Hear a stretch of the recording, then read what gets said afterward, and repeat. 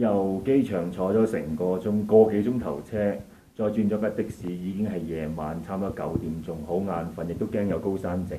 咁啊嚟到酒店啦，入住咗我中意嘅一間酒店啦嚇。但係咧，我想話咧，頭先咧，我諗呢度都係要適應嘅。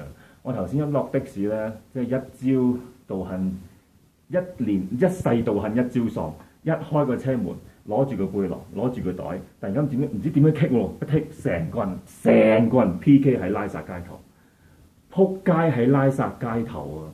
之後個司機冇落車嘛，喺前面，你小心啲啊，小心啲啊！即係另外嗰啲有幾個鬼佬望住我，又唔敢過嚟扶，我就好辛苦地成隻手紅晒。我想俾大家睇等陣啊！成隻手，咦，濕紅晒，爭啲流血啊！膝頭哥都唔知啊，好痛啊，兩個膝頭哥。咁之後 PK 再拉薩啊，一嚟到就第一個景點就係 PK，完，冇再 P 啦。